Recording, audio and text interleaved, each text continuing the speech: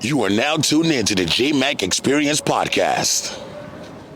All right, we're back, and we got a very, very special guest on the show today. I want to give you a round of applause, my brother. Thank you so much for taking the time out. Thanks for having me.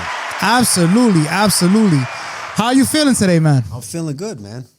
Really good. Everything good? I mean, the summer's around the corner, right? Hey, man, I'm blessed. You know, that's all I got to say. I'm blessed. Plain and simple. Plain and simple, man. I like it.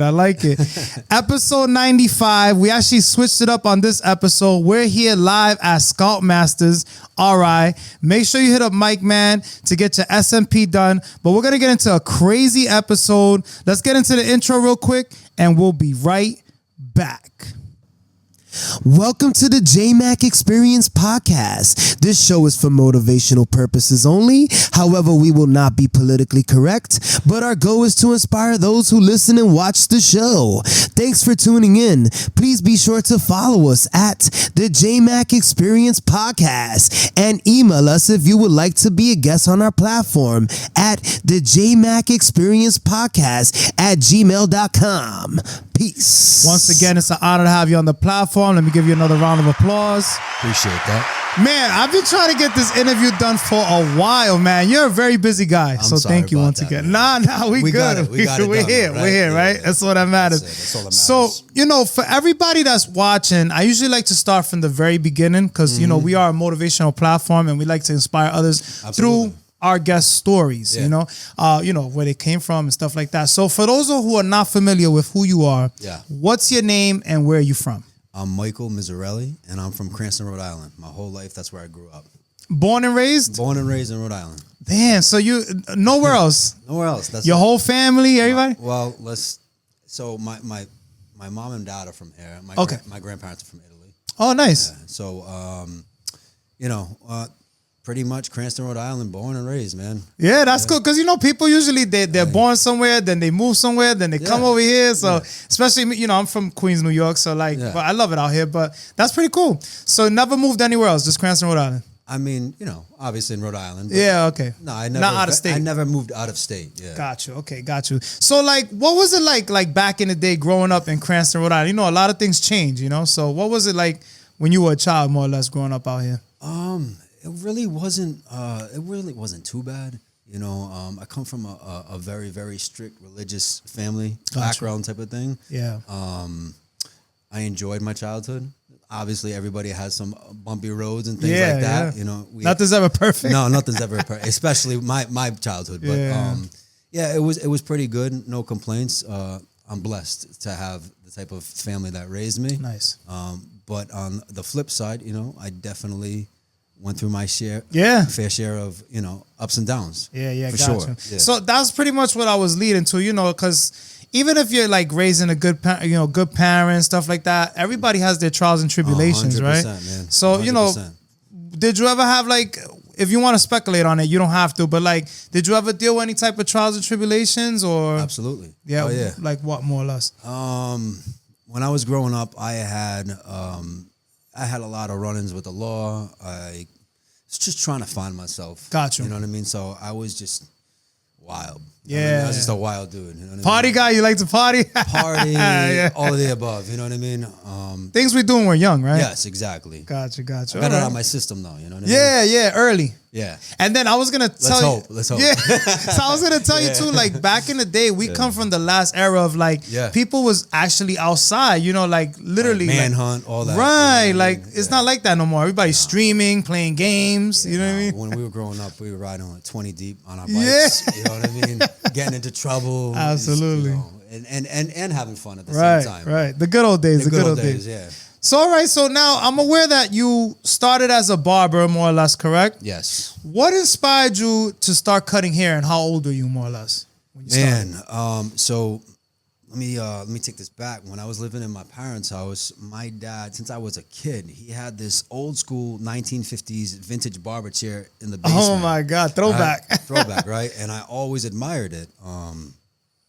And my dad had a wood fire burning stove down there, right? Damn. So it was just all around a pretty dope spot to hang out with my friends and just. Right. And then, you know, one thing led to another. I'd say around 11 years old, that's when I kind of, you know, was just hey, you want to cut? To one of my friends. Just trying it out. Just trying it out. So hold on. How did that barber chair get in there? Did he cut hair as well? Or? No. So my father, he was kind of when I had hair, right? Yeah. My dad was just like me when I had hair. He was just haircuts every week. Experimenting. Well, no. Let me take that back. He just loved. He loved getting his hair cut. Oh, okay. And so he had a deal from his barber. He couldn't pass up, and somebody wanted to sell that chair. Oh, and so he put okay, it in the nice. house for like antique purposes and like, you know what I'm saying, Gotcha. aesthetic purposes. Oh, Right? look what happened, right? That's Yeah, pretty cool. man. So I thought he was cutting hair first. No. Okay, gotcha. Yeah, yeah. So it was just sitting there pretty much. It was like a It was just decoration, sitting right? there, yes, it was pretty much a decoration, but And one then thing you're led like- to another, man. And So, all right, so you're 11 years old. That's fairly young, you know, very to young right. for a barber. So now your friends come over, Yeah. and you're like, "Hey, you want a haircut?" Or So- how did it go about? I'm just so- trying to figure this out. I'm just like I buy a pair of Clippers. buy a pair of clippers, and I'm just like, yo, let me cut your hair. Yeah. And I'll never forget the first person who I cut straight.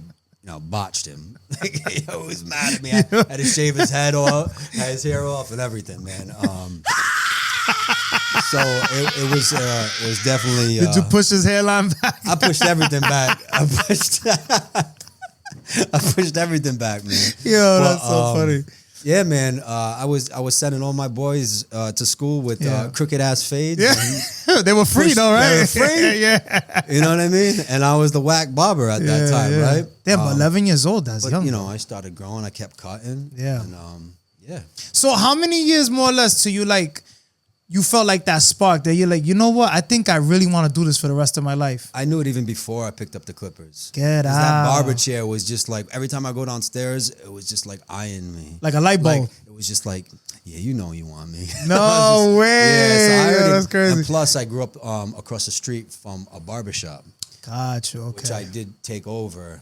We'll get to that. Eventually? Okay, yeah, cool. Yeah. So this was something that more or less was your calling, you could say, right? Because I would say that. yeah, like that's so random, right? I wasn't a really good kid in school. School didn't really, I didn't like school. Academics so- wasn't your thing. No, it wasn't. I was more of a hands-on Hands-on. type of dude. You know what I mean? So, barbering saved my life. Okay, so when did you start getting good? Is where I'm getting at. Like how many years did it take you to actually you're like, I'm pretty nice at this shit. So I started professionally cutting hair around like 14 years old in the So barbershop. 3 years. No. I'm just saying when I got into a barbershop. Oh, okay. I'm not saying like when I actually started getting good. Got you. So, I was sweeping the floors at first and doing all that type of jargon, right? Like an apprentice at a tattoo shop, more or less. Yeah, but I was like, hitting up this spot, hitting up that spot. I was literally getting around, And I would say more or less, I think when I was like 17, 18, I started getting... it takes a while, right? Nothing happens overnight. No, and that's still fairly pretty quickly. Yeah. Right? Especially for a young kid that doesn't know what's going on in life. And Yeah. just, I'm over here, I'm over there. There was no YouTube. No, we got to there make was everybody nothing. aware. So like it's totally different from nowadays where we have social media. We have all. I didn't have that, man. I was in the clubs passing out flyers. That's I crazy. was literally just, hey yo, what's up, man? Come on, I know you need a haircut. I got you. You know what I'm saying? And so that's kind of how it. So 11 to 18. I'm just trying to put the timeline together. You know what I mean? So 7 years more or less. But like I said, nobody really took you under the wing is what I'm getting at. You learned on your own just by trial and error, right? Trial and error. And then I think my biggest thing was I was always just I'd go to the barbershops on Broad Street, Oneyville, Cranston, wherever, you know what I mean? And I just sit there and I just look at all the barbers. You were gaining that and knowledge. I'd pick something, you know what I mean, from each one of them. Right. And then use it in my own style, right? And then this was when barbershops weren't even around like that. There wasn't no 3 barbershops in one block. So let me just take you back. In Cranston, when I was coming up cutting hair, everybody was like, what's a skin fade? Damn. You know what I mean? What do you mean? We got to put them on. We got to put them on. So I was just like, and I was going to this place, I'm not going to name it. It was just like, everybody was just getting bowl cuts. Yeah. You know what I'm saying? That's how it was. It was In the like 90s. they were shaved up to hair and then it just leave the hair on the top. It looked like you had a friggin' bowl on your head. Yo, for real. No blend at I all, have one bro. of those, bro. Yo, No my fifth grade blend. class picture, I have one of them, cuz, yo, Yeah, it's man. fucking crazy. Yeah, no blend. Yeah. All right, so you was going pretty much gaining the knowledge from other, barbers that you felt like they had the skills, right? Yeah, man, I looked up to a lot of barbers. That's man. pretty dope. Yeah, That's pretty for dope. sure. So, all right, so now we're going to move on. So 18, you pretty much got the hang of it. I'm assuming you got like a little clientele now, right? You doing your thing. Yeah. Starting to cut hair. Now, let me get to this. How much was a haircut when you were cutting hair? Because these shits are crazy. Now it's outrageous. Like when I was doing basement I cuts. I know, right? When I was doing basement cuts, I wasn't even charging my boys. But then, like, once I started charging, Yeah. my mom's like, "You got so many cars outside." Yeah, I was yeah, charging yeah. $5, $7 a haircut. I was getting like $10. The People just throw me golden like, era of yeah, the haircuts. And I was like, "Oh, $10, yeah." Yeah. Like, I had a lot of clients even as that. That's you know what I mean? wild. So I remember Shape-Ups were $5. yeah. Wow. Bro, I mean, it's gotten it's such a difference on Oh, it's the different now. price range now, and it is what it is, right? Yeah, know? nothing stays the same, Nothing right? Forever. stays the same. Yeah. So now, like, more or less what I'm trying to get at is, like, you got your clientele. Yeah. What do you do from there is what I'm saying. Like, because you're always, I notice, and this is me knowing you for a little bit now, like, you're always elevating. You're always learning. You're always trying to do, and that's the type of people that I want to associate with. It inspires me. You know what I mean? So, like, just to give them game out there, like, you didn't just get content. Because, there's some barbers, they've been cutting hair for 50 years. Like, nothing wrong with that if that's your No, thing. absolutely but, not. you know what I mean? Yeah. Like, what did you do once you had your clientele? Were you still looking to perfect your craft? Like, what was the whole process of the journey you were on? I think just because I had such a strong passion for the craft, Yeah. and then like the OCD, I had a strong OCD Yeah. too. So like, I was just always nitpicking, and then my clients, they didn't make it any easier because they were all just like me. So Yeah, like, yeah, oh, yeah. You missed a little spot. I'm just like, There's a little hair right there's there. a little hair, and I'm just like, bro, I've been cutting your hair for an hour and a half now. Like, get out of my chair. I'm gonna slap you. All love though, you know what I'm saying? Yeah. But, yeah, so it was pretty much just building my craft up. You know what I mean? I knew, because I was still watching dudes that have been in the game for decades, and I'm like, yo, I aspire to be somebody like that. Yeah. And eventually after a while, it happened. I mean, I remember in the barbershop, people were like, yo, that dude's whack. Don't go to him. Damn. Yeah, I was a whack barber for a while. It happens. And then all those dudes, they bit their tongue after a while because they know I surpassed a certain level, and they were like, yo, Mike, can you get me in? Yeah. Just like Yesterday's price is not today's price. With the fat joke. So I felt good about that part. Yeah, I like that. I like that. So now, did you go to barber school or Nope. all hands on? No, all hands on. Actually, you can still do this now. If you apprentice under a barber for 2 years in Rhode Island, you can get your master barber's license. So that's what I did. It still took a while though, because I stayed at a barbershop, but once I felt like it wasn't a good fit for me, I'd be like, oh, I'm out. Got you. In all due respect. Yeah, You know what I'm yeah, saying? yeah, It's just not working out. I got you. So now I know it's been a long journey, because remember, you started at 11 now. So you're cutting hair and all that. When did you decide, you go from being a barber? I know you had a barbershop at one point from the history that we had spoken before, but we'll skip that. Like the SMP, when that hit the scene, and then like, what sparked it for you? They said, you know what? I think I want to start doing this instead of cutting hair. Well, let's take it back real quick. I've always been an artist other than a barber, right? okay. So even when I was in school, I didn't want to be in school. I'd be drawing like pictures of portraits, and I always was drawing them with hairlines, right? Oh, and so shit. like I was just like, if you look at my notebooks, you open it up, there'd be nothing to do with school. Right. It'd be all doodles and straight edge hairlines. I'm drawing on people. This is going back into like middle school, right?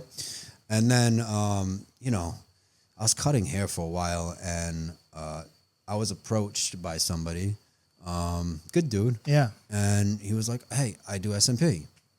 And Now this is when it first started, right? this is when it first started, Yeah, yeah. okay. And I was like, all right, let's get it done.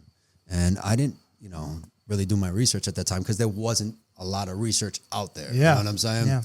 And so, it is what it is. He didn't have too much skin in the game at that time. Right. So I don't blame anybody. You know what I'm saying? I kind of like, if I'm going to make a decision, it's on me. We're right? grown-ups, right? We're all grown men here. Yeah, so yeah. I had gotten it done. And From him? Yeah, from him. And still a good dude. Yeah. But I had to get it removed because I got, man. So I had to go through 5 sessions of laser tattoo removal. Jeez. And it happened right before my wedding too. Oh like, my so God.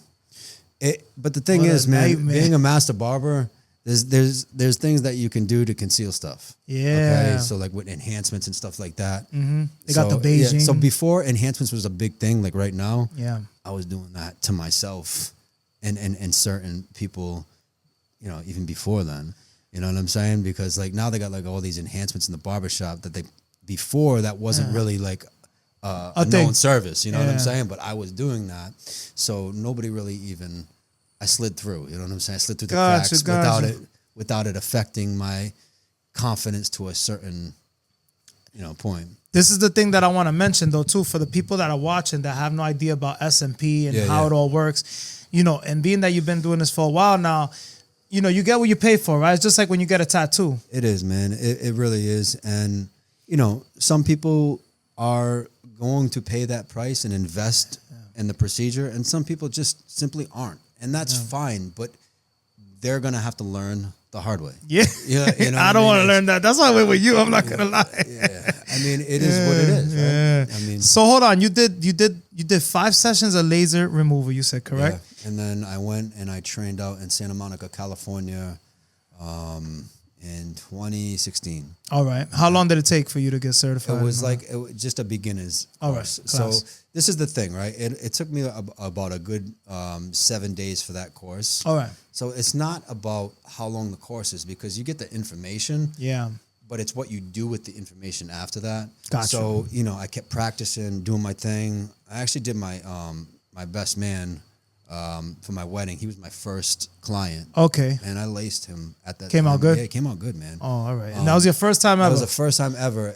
But at the end of the day, you still have to build up, your muscle memory, your pressure, because it's not like a regular tattoo where you're going different layers deep down into the skin, right? Right. We're only going 2 layers into the skin. Right. So it takes a certain amount of muscle memory and practice and to get that sweet spot, right? Absolutely.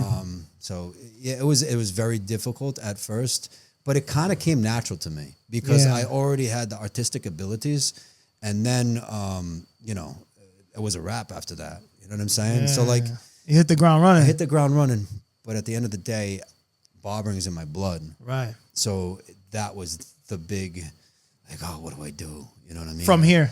From here, like, what am I gonna do? Oh, like taking that leap of taking faith. that leap of faith because, barbering saved my life, like I said previously, right? So, it was just, I was scared to like just put all my cards on the table and jump, you know what I mean? Then leave barbering behind, right? Yeah, man, correct? because like barbering saved me, like literally saved me. Do you miss cutting hair? I do, but I don't. No, I don't get me wrong. There's a few people in my life that I'll still lace and stuff and take care of, but like, it's not for me anymore, man. And I love it. I'm always gonna be a barber, but it's not who I am anymore. Yeah, I get it. So it's funny that you kind of got right to it. Who was your first client? You said it was your best man. The ups and downs of learning this new profession, obviously you were like kind of hesitant, I would say, just to take the leap of faith, right? Because barbering was all you knew for this whole, like, how old are you at this point, more or less, if you don't mind me asking? When I was going to go when train? you started the SMP journey and you were already... It was like 2015. And my father, who has Alzheimer's at the time, Alzheimer's right now. Yeah, sorry. No, it's all right. I actually went to him because he was the only person I actually talked to, and confide in. And he always supported you? He always supported me, no matter what. And I was a little asshole too. So, yeah. So I was like, Dad, I can't do this anymore. Like, do you think that, I could go out there and he's like, Mike, he's like, stop second guessing yourself, man. He's like, you can do anything that you put your mind to. He's like, you're a smart dude. And I was just, that's all I needed to hear. Yeah. And then once he said that, I booked my tickets and I was out. I was out. You know what I mean? And This is when you went to Cali. that's when I went to Cali. Got you. Now, when you get back though, because now there's really no market at this moment, right, for this SMP thing. No, I mean, I think there was like one clinic maybe in Massachusetts. Yeah. Or two. When I got mine, you were the only person that came up in Rhode Island. Yeah, and it's definitely evolving. Yeah. It's getting bigger and bigger everywhere. Yeah. Not even in the United States, Rhode Island, like in the whole world. The you know what I mean? community, The whole country, the world. It's pretty much up there with hair transplants now. We're getting there. We're gaining momentum. Gotcha. So, but what I'm saying is, you got back. You were still cutting hair, correct? When you I came was back. still cutting hair. Yeah. At the time when I'm training, I have my carpenter in my barbershop actually building out a partition in the back of my barbershop for my scalp micropigmentation room. that's So I already was like, You were gun ho. I was gung ho. I was like, let's do it. If I'm gonna do this, we're doing it. Like, I like it. you know what I mean? Okay. So you started in the barbershop. right out of the back Before of my here. barbershop. Before I here. like it. See, I'm just building my way. You know what I mean? that's fine, man. I like, because, Yeah. people out there, they're going to listen and they want to see the journey more or less, right? Yeah. So, like, what techniques are you proficient in more or less? Like, when it comes to SMP, is it like a certain technique that you got to, like, learn how to master or? Yeah, man. It's kind of like you have to have that artistic eye, but you also, like, I think it helps me out a lot more because I was a barber. So I'm able to just kind of like size somebody up and be like, all right, that hairline is not going to look good on them. I want to make sure that I frame somebody's face the way that it should be framed, almost like me and you, right? We've always rocked hairlines like this, straight barbershop hairlines, right? But there's other people that come in and they like that natural, softer hairline. And it looks way better. I could never put a sharp hairline on them because it just looked, it just wouldn't look good, right? Different strokes for different folks, Exactly. right? Yeah. So being a barber, just, seeing all different types of hairlines, working with the skin on a day-to-day basis, I think it really, really, set me up for this, Gotcha. So now you're more or less what I'm getting at is you go from building that room in the back of the barbershop. Did you get a few clients at that time once it's all said and done? As soon as I actually came back, I had people waiting for me Oh, because wow. even though, I was practicing and stuff like that, people already had faith in me. Right. A few people already had faith in me, and that's all I needed To was push to just forward. to push forward because people seen that and they were like, oh, that looks pretty good, man. I like it. You know So what I mean? how long were you into this SMP, that your first client stuff till you get here is where I'm getting at. Like, Well, this isn't my first location for see, you just put me on. Cool. First, it was obviously the back of my barbershop. Right. And then once I started thinking, I'm like, man, I don't want to just cater to men, right? I want to cater to everybody. Right, So I was like, you know what? Let me put my spot up in EG, East Greenwich. So you went far out. You left I went Cranston far, for a little Cranston, bit. but I still had the barbershop. Right. But, I was going back and forth, which is a pain in the ass. That's But, all just the commute and everything, right? I live a little bit further out, so the commute was, and then going back there from the barbershop, the barbershop tough. in Cranston. It is what it is. I did whatever I had to do Yeah. to get to where I needed to be. So it actually helped me because once you're in, a different town with East Greenwich is a little bit more uppity, right? Right. So like you got people from all over. The people are still going to follow me from Providence, Cranston, wherever they're coming from. But I'm also gaining another type of clientele too. Smart. Woman, you know what I'm saying? Yeah. Uptight. Uptight. Now you learn men how to that deal are with different not confident. kinds of folks. Because you got to understand something. When you're coming into a barbershop, that's intimidating, especially when you're balding or thinning. yeah. So people want to be discreet about this, right? They don't want to come into a barbershop. Low-key. They don't want to do all that. I wouldn't want to go into a barbershop and get my head done. Some people are bold like me. We don't care. no, But I like know, some but, people, some people aren't. yeah. You know what I mean? So, that's what happened, man. I tried it out for a little while in EG, and I was just like, this isn't me. You know what I mean? The place where you at overall. Yeah, and it was everything? not. It was beautiful too, and Yeah. my place is beautiful now, where I'm at right now. But like, it was You didn't feel at home. I didn't feel at home, man. Yeah. I was like, this isn't me, man. Yeah. You know, You try to move on up to the west side, and he was like, I like where I was at, man. I tried to move to Beverly Hills. Yeah. And I was like, what am I doing over This ain't my style. Yeah, it's crazy. That's real though. That's how you know you're a real person, because somebody else they'll run with it and fake it till you make it type of thing. Like you needed to feel. I needed to feel all the emotions. Yeah, you know what I'm saying, and it was definitely a learning experience for sure. Right. Yeah. And this is a lovely place. Like, for those of you watching, definitely stop in, even if it's just to say hello, whatever it is, or get a consultation. Like, so now, when did you get here is what I'm getting at. When did you open this? Late 2017. 2018. So right before the pandemic, more or less. Right before the pandemic. Wow. Okay. This is nice. So what was the process like setting everything up? Now, you're still cutting hair at this time? Yes. The whole time. Okay. I believe I stopped cutting hair right after the pandemic, or I wasn't cutting hair full time. Yeah. Even before the pandemic. Okay. You see what I'm saying? Yeah. So I split it up. I kind of like, once I knew, hey, I can get this many clients and step away from the barber chair a little bit. Yeah. Obviously, my barbershop customers, they probably were upset with me because I couldn't fit everybody in. But, that sucks. All love to them. For them. Because, listen, there's tons of people barbers. understand. Yeah, people right. understand, I like it. I like it. Yeah. So you come here, you open up. Yeah. What was the grand open like? Did you do a big thing? You look like kind of low key. So I'm a low key type of dude. I'm a private type of guy. Yeah. I've done a ribbon cut in an EG. Yeah. But yeah, that don't float my boat. Right, you know what I'm saying? You're just ready to work. I'm just ready to work and do my thing. You know what I mean? I just want to come in here, express how I work with my artistic abilities and help people out at the end of the day. And you're changing people's lives, man. Yeah, and that's another thing too. I really am, and it takes a lot out of you. Yeah. A lot of pressure. Well, there's pressure because it's like this is their last chance. You know what I mean? So it's like they tried all other options, or maybe they haven't. But this is permanent. It's not like a haircut that grows back after a week or two. You know what I'm saying? Yeah, and there's no like erasing it after it's done, right? No, like, you know what I mean? And so I'd be lying to you and to say if I didn't make mistakes, because I did. You know what I mean? But it's about rectifying it and taking care of it and making sure you're making it right. I like that. So, I like that.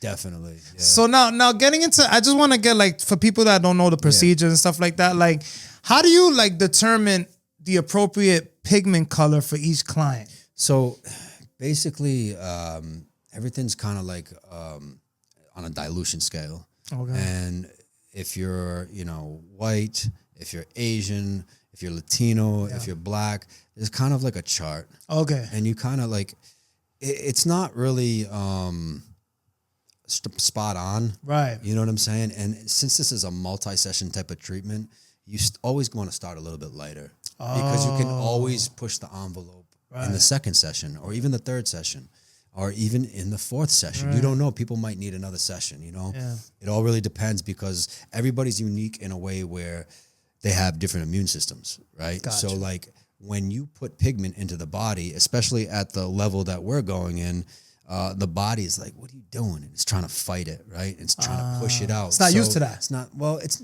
not that it's not used to it. It's just like a foreign, right. going, Chemicals and stuff. Foreign, it identifies it as a foreign pigment, right? And it just like, oh, I got to get this out. And so, sometimes it lightens up a little bit.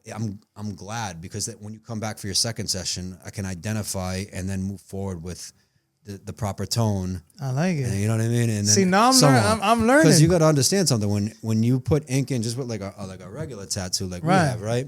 It looks all nice and bold for the first couple weeks, right? And then or a few days, even a few days, and then it settles down and it cures. Right. That's what I'm looking for. You know what I'm saying? And then people can give me their 100% like how they feel about it. You know what's funny? Not to cut you off, because I didn't understand that when we first actually. A lot of people don't understand. Firsthand, I'll say, right? So when I came in, I'm like, why I gotta do so many sessions? Because I'm thinking it's like a tattoo, right? Just like you said earlier. Well, like a tattoo is a one thing you get it done. Well, not all the time, because sometimes you do session tattoos, but like for the most part, you do the tattoo and then it heals and then it's done. Yeah. So I thought it was the same thing, but now I get it, like because you want to figure out more or less if that tone is You can matching the right way. You can always go darker. Just remember that. You know what I mean? Some people, and it's not like we're getting a tattoo on our arm where we can cover it. Right. You know what I'm saying? So like, This is on your head. So like, I'll push the envelope, but at the end of the day, I'm always baby steps. Right. That's smart. You play it smart. I play it smart, and some people are more prone to instant gratification. Like, I want this done now. And that's I'm the just world like, we live in. You know what, man? You're going to have to either deal with this or I'm not the right artist for you, because I need to do it my way. Right. If you want the results that I'm going to have to, give you. And it's just like, some people can't understand that. That was one of my questions. People can. It's fine. I get people it. can be difficult, huh? I've dealt with, I'm blessed because all my clients, like especially where I am right now, I'm blessed, man. They're great. You know what I mean? Every once in a while, you get one little character in there. Can't make everybody happy.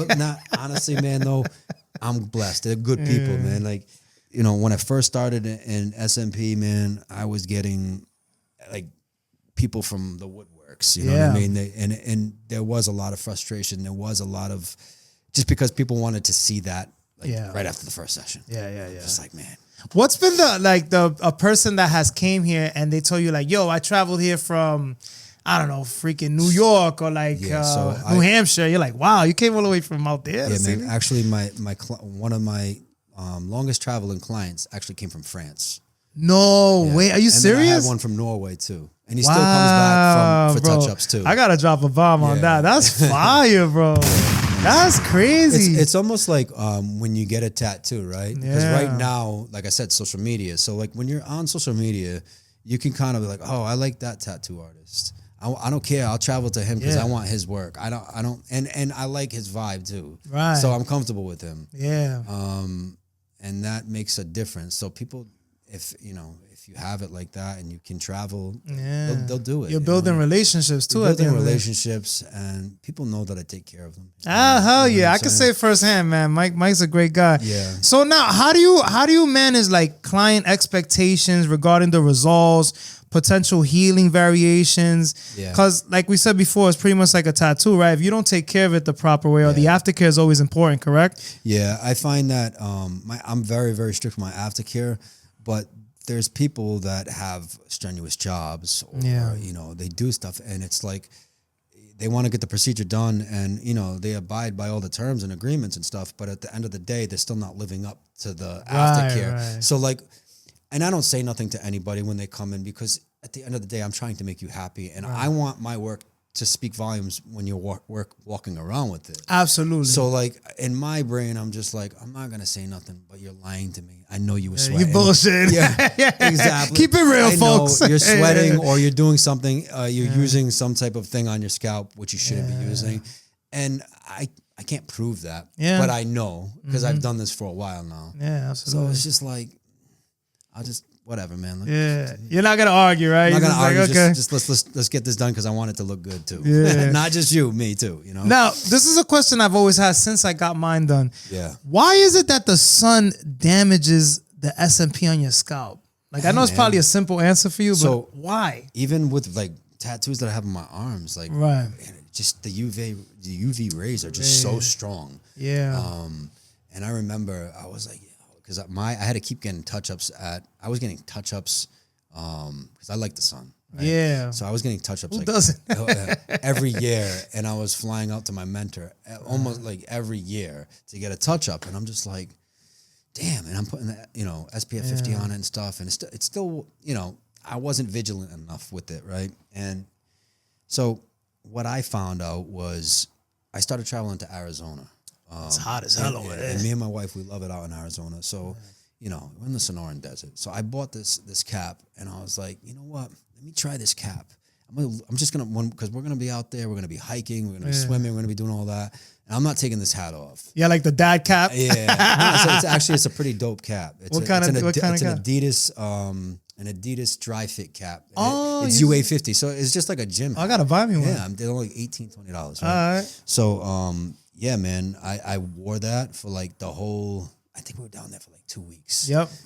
2.5 weeks, and I was out, and it was summertime. Yeah, I couldn't breathe, like, you know what I mean. And I was out there, and I had that hat on, man, and saved you, bro. every time I go like to even like Aruba or like when I go on a vacation and stuff, I wear that hat. I'm Works. straight, man. You know Oh, what I'm saying? I need a hat like Like that. you don't even. I still put a little bit of SPF 50 underneath it. Yeah. But like you don't even need to do that, and it'll still save you. You know? I would- As long as you have a good sun protection hat, you're good. You know what I'm saying? Yeah. Like, it doesn't really matter about Adidas, whatever. I don't work for Adidas. Yeah, I'm as not long like as that, it you know what works, I'm as long saying? as it it works, protects, you know what I mean? Because I was gonna say, besides the SPF 50, so now the hat, Yeah. there's anything else that works? That'll be pretty much it, no? So it's just sunblock and Yeah. hat, and that's pretty much it. Stay out the sun. Well, no, as you much can as go can. into the sun, like you want to live your life, you want to get your Yeah. head tanned up and stuff. But just, I think there's more of a problem during the treatment and then the aftercare. You know what I mean? People are just Yeah. like, I'm feeling myself. So like, hasn't even been 4 days yet, and you're already out barbecuing. you can't you know do what I'm that, saying? I'll take one further. Like I'm so thing with my thing now, like my SMP process, that even in the pool, because I love swimming in the summer, Yeah. right? I'll be out there with a rubber cap on, looking like a cone head, but fuck it, you know what I mean? Like I can't mess up the hairline. Hey man. man, to each his own. You feel what I'm saying? Hey, you'll be fine just with a hat or yeah. just with some.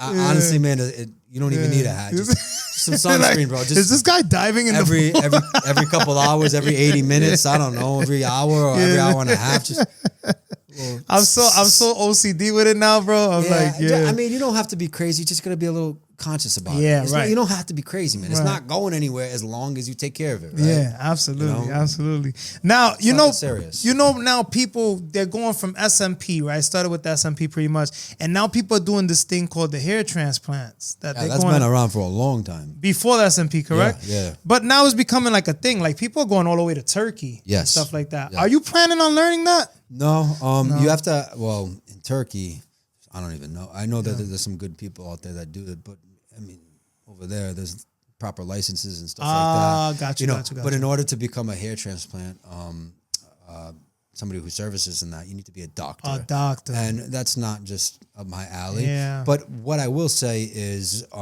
when somebody gets a hair transplant, I have tons of clients that come in here with hair transplants because hair transplants are great. I'm not going to knock them. Yeah. But at the same time, they're not going to give you the density that you had when you had your God-given hair. Right? So when okay. you add, it's like almost like a cake, right? S&P is the icing to that hair transplant. I like that. Okay, right? Because you still can see through your hair, and it still could be thin. But Yeah. once you get the S&P, so sometimes people get the S&P first, or they'll get it a year after their hair transplant, and then they're just like, "I'm good." Yeah. Like now they're like totally satisfied. You know what I'm saying? Absolutely. Well, it brings me back. That's why it's females, right? We were saying before that. Yeah, I work even with a some lot of females that do hair transplants, and they come in here, and some of them have been wearing toppers, like or wigs or hair units, systems, whatever you want to call it, and you know, they still wear extensions and stuff like that. But you know, when they're working out in the gym, they want to put their hair up or something like that.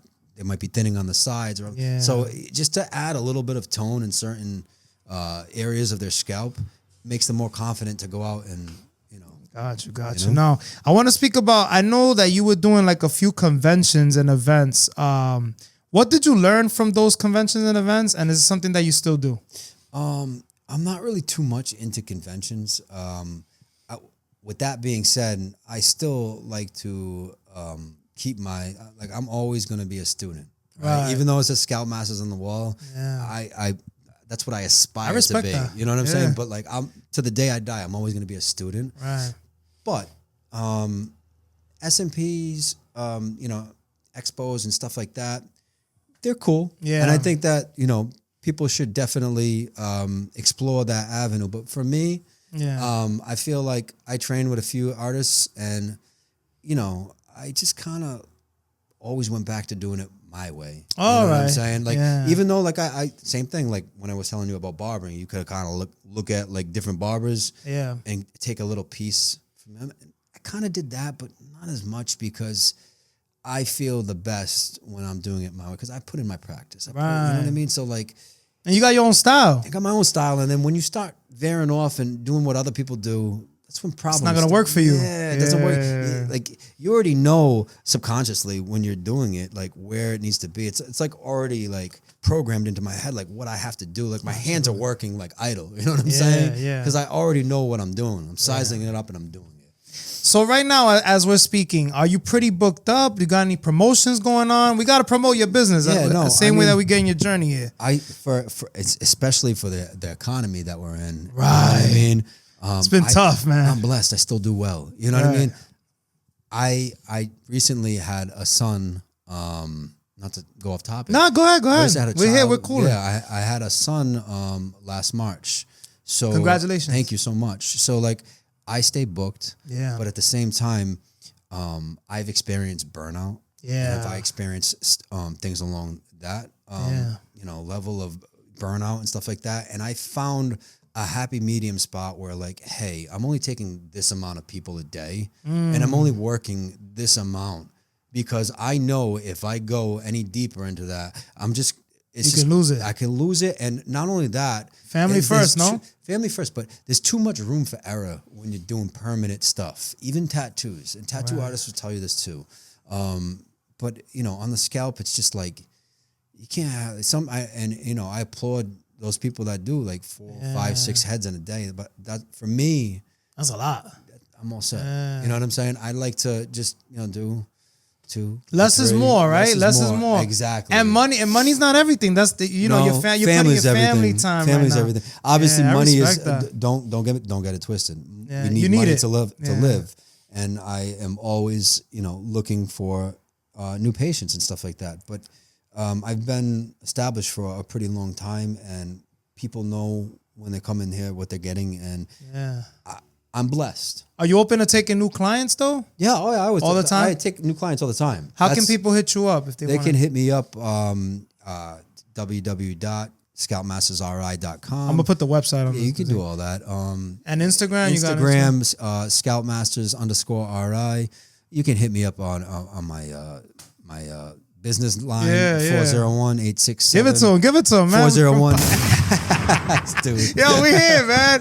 I've been waiting for this, Mike. Like real talk. This is an honor. It's an honor, man. 867-1097. Text or call. But pretty much, man, I'm very, very open to working with anybody, man, that needs help. You know what I'm saying? I like it. So I want to talk about something, because this is something that actually you got me interested. And speaking of family, right? You just had your child. You said March, correct, right? Yep.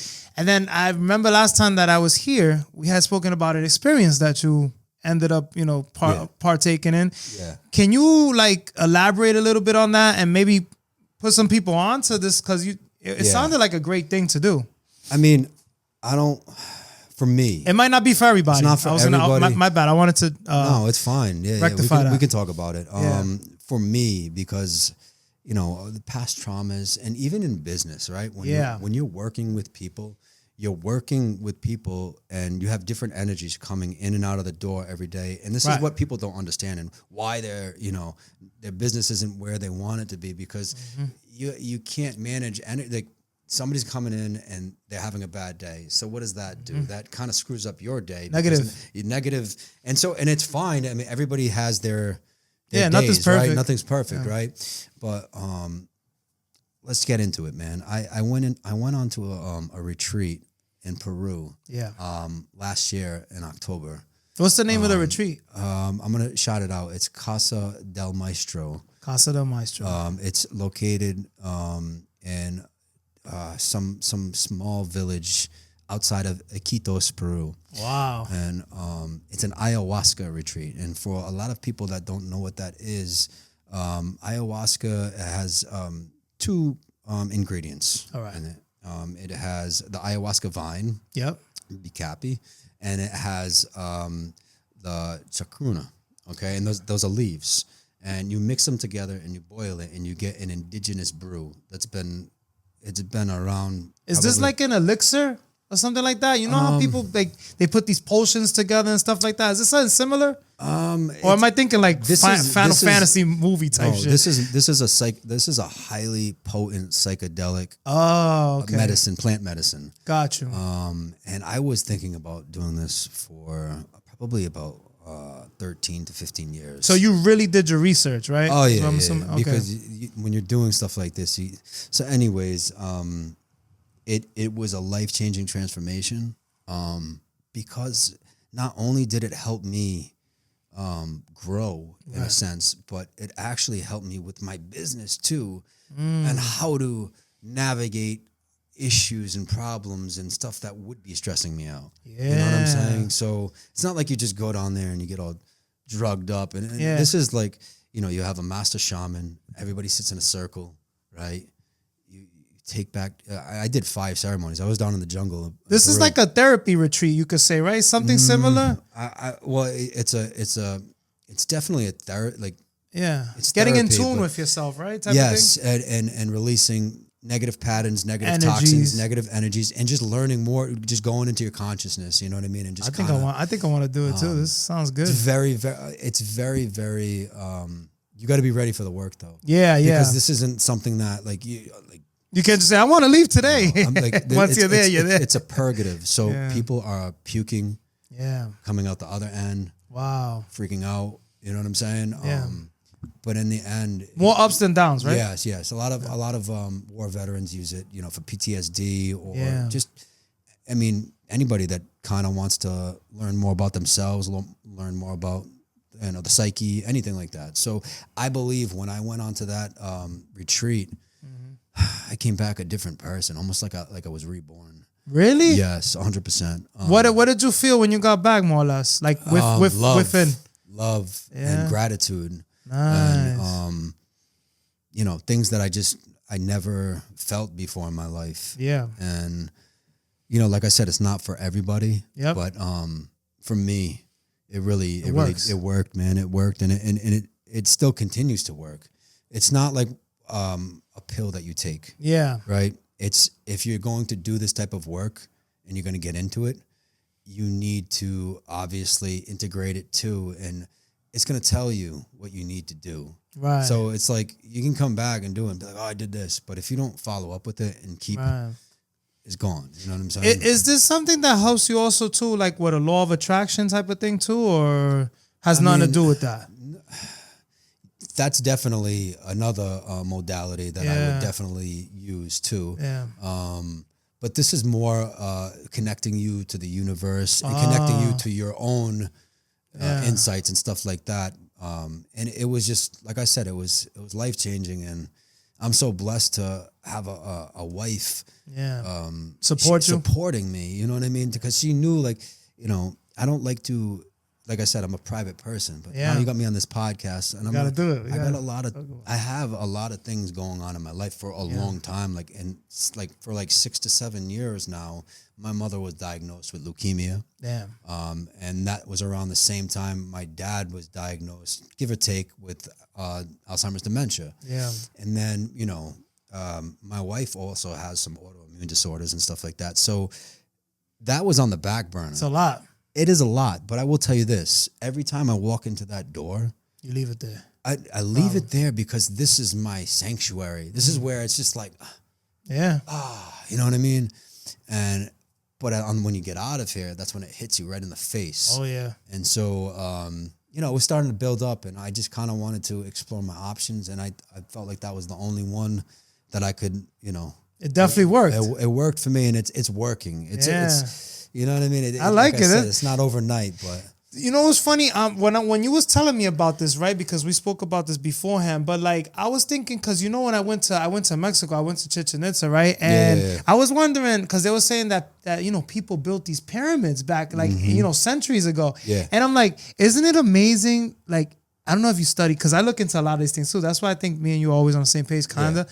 But like, No, we are. We definitely have, and I feel like, not to interrupt. No, you, go ahead. I feel like a lot of people that come into this place are on the same page as me too. Absolutely. It's like, Absolutely. That's like, that's what's up. Like-minded people, you're gonna attract like this. It's like you attract what you are, you know what I mean? So My thing was this: how is it that people were able to build that, but then they were saying when we did the tour that people nowadays can't even figure it out how they built these pyramids because their mind was open, though. Yeah. You know what I mean? I mean, less clutter with things that we got going on now is what I'm saying.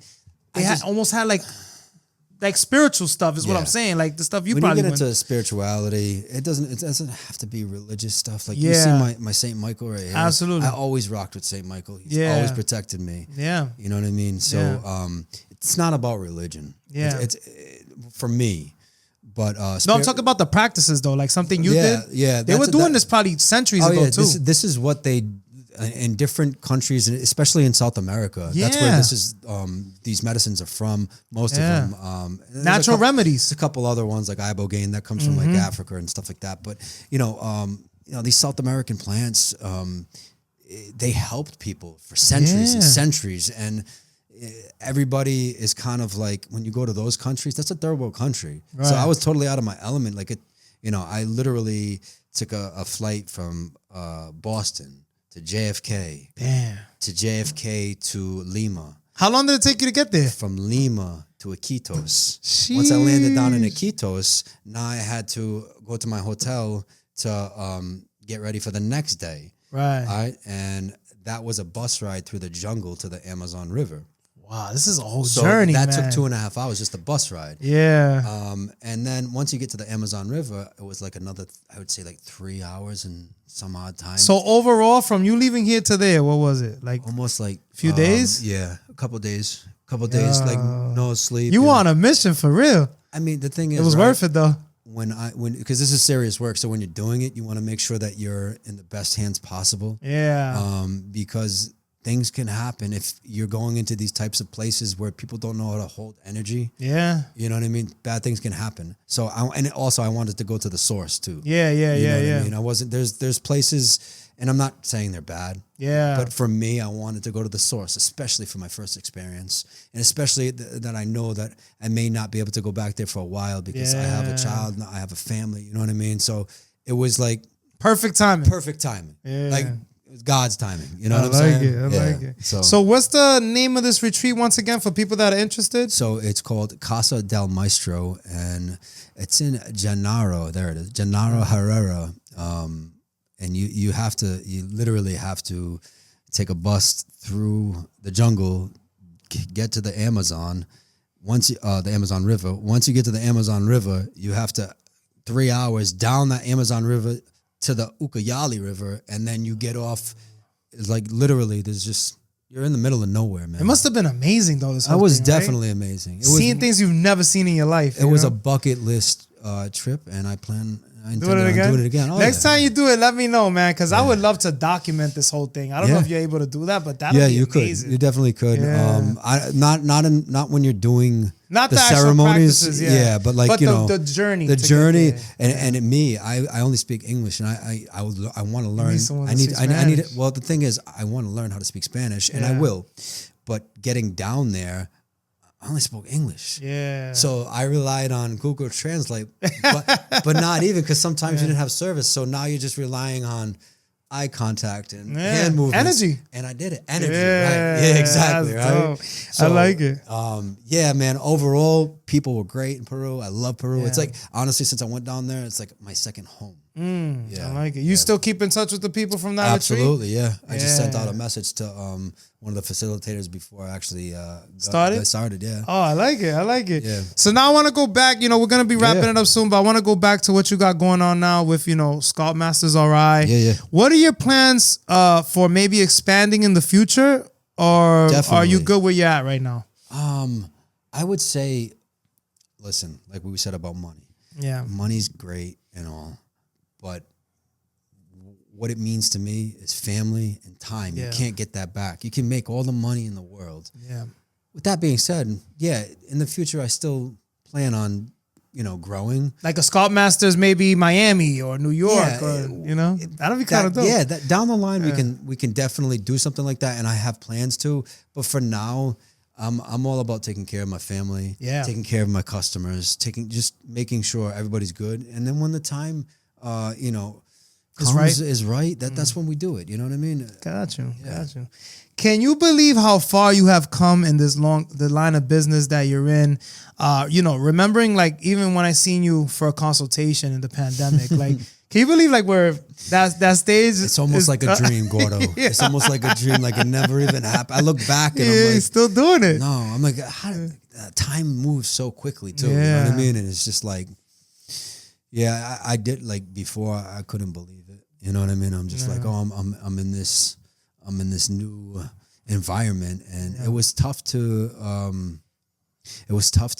actually accept it, because like I said, my strong barbering roots. Yeah. Like, that's who I am. That saved me from the streets. You know what I mean? Yeah, Where yeah. a lot of my friends didn't have, I'll be real with you, they didn't have that type of savior. Absolutely. Right? So like they ended up falling victim to the streets, Yeah. drugs, overdoses, Death. dying. Yeah, death. And I'm so blessed and grateful that barbering found me and I found it. You know what I mean? And I like that.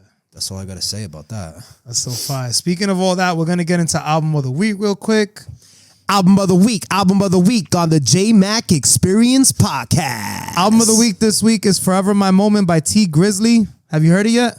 Nah, I haven't heard it. You listen to hip hop, right? More or less? I used to listen to hip hop hard, Yeah. but I'm more, like I said, Spiritual being. I like to positive listen to affirmations. affirmations and stuff like that. But I still listen to hip hop. Yeah, come Hip-hop's on, in my man. roots, bro. Come on, man. We promote it because when we get super big, we Listen. want these artists to Listen, hit man. us with, you know what I mean? Hit us with a special promo and stuff like that. I'm Hip-hop's planning for in the my future. veins, Yeah. you know what I'm saying? But at the moment, I'm in a different season in my life. You I know what I'm respect saying? it. I respect it. We're going to get into movie of the week. Movie of the week on the Jmack Experience Podcast. Movie of the week this week is Mission Impossible: The Final Reckoning. How about movies? You into movies? Or? Yeah, Depends. it depends. Like I said, in a different season right now. But Yeah. I like it. You don't have time, right? I noticed that. You're a busy Bro, guy. man, Yeah. like, honestly, it's Sit like down and work, watch movies. go home, take care of my kid, take care of my Yeah. parents, take care of my, you know what I mean, things at the house, I got and you. I like it. I like Is it. So what's next for Scalpmasters RI? I know we covered a lot today. Anything that I probably missed or that I didn't cover that you might want to promote? No, man, you can just, honestly, any questions about scalp micropigmentation, anything that you guys have, you reach out to me. You can find me on Google. Just look up Scalpmasters RI. Yep. Even if you're just unsure about the procedure, I'll still answer any questions that you guys have, man. It's really all about knowledge and if you are a candidate for this type of treatment, you know? Absolutely. Where can they follow you at once again on social media? So it's Scalpmasters_RI and then scalpmastersri.com. Got you. You got a whole website. I like Our this. whole website, my phone number for the business, you can call or text, is 401-867-1097. Can we agree that all the experiences that you went through got you to where you are today? Man, if I didn't hit rock bottom, I wouldn't have been here. Any advice out there for those who may be experiencing the same situations you went through or going through now? Yes, keep moving forward fearlessly. That's it. Don't stop. Don't stop. I don't care, even when it looks grim and like everything's falling apart, that's pretty much the time where everything's got to fall apart to come together again. So, I mean, if you're not, you know, falling sometimes, then you ain't doing nothing. That's a fact. You know what I mean? I like that. Any last words or special shout outs that you would like to mention before we sign off? I just want to give obviously a shout out to you for I appreciate it. You know, getting me on this podcast with you. It's been a pleasure, but I just want to shout out to all my clients that have been coming to me, you know, over the years, or future clients, past clients. I want to shout out to my wife Brianna, Shout outs to her. my son Giuliano. I love you, and my parents. I love all of you. You know, Yeah. So nothing but love here at nothing but love, Scalpmasters and RI. that's it, man. Good We're just gonna vibes. keep trying to help everybody we can. Facts, man. So- Facts. What you got? This is a random question. Yeah. Any plans for the summer with your family? With my family, but honestly, I used to travel a lot. Okay. Right. So, and I'm not opposed to traveling. Yeah. But just right now, I got my kid. He's only like 14 months. Yeah, that's You know what I tough. mean? So it's tough. He's running around. And I'm kicking back. I'm chilling. Chilling. You know what I mean? I'm Grilling and chilling? Grilling and chilling. I feel really good where I'm at. I'm like in a it. good space right now. Yeah. And you know what? I'm good. You know what's funny? I can relate to that because like I could go anywhere, right? Like Yeah. hang out, this, that.